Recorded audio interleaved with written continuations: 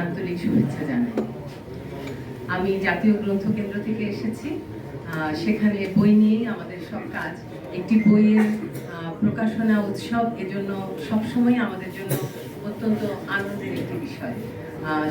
হঠাৎ করেই এই অনুষ্ঠানে আসার আমার সৌভাগ্য হলো এবং এখানে যে বইটি আজকে আমরা প্রকাশনা উৎসব করতে যাচ্ছি, সেখানে আমরা জানি যে লেখক আমাদের শ্রদ্ধেয় মারুফ কামাল খান। উনি আমাদের শ্রদ্ধেয় এবং আমাদের বিশেষ যত্নের প্রধানমন্ত্রী, মাননীয় প্রধানমন্ত্রী বেগম খালেদা জিয়ার সাথে খুব ঘনিষ্ঠভাবে সময় পার করেছেন। ওনার রাজনীতির উত্থান পতন দেখেছেন, সেখানে তার অনেক অভিজ্ঞতা অর্জিত হয়েছে। আরো দীর্ঘদিন তিনি রাজনীতির বিভিন্ন ধাপে পর্যবেক্ষক হিসেবে, লেখক হিসেবে থেকেছেন এদেশে।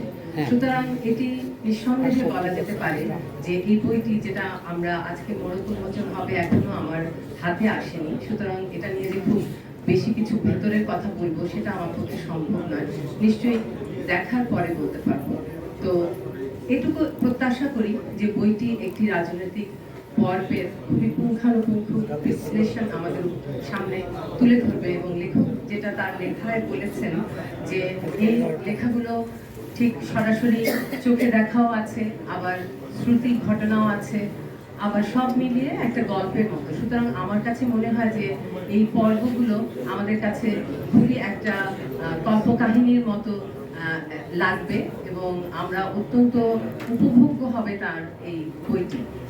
আমি এই বইয়ের বহুল প্রচার কামনা করি এবং আজকের এই অনুষ্ঠানে আসতে পেরে সবাইকে ধন্যবাদ।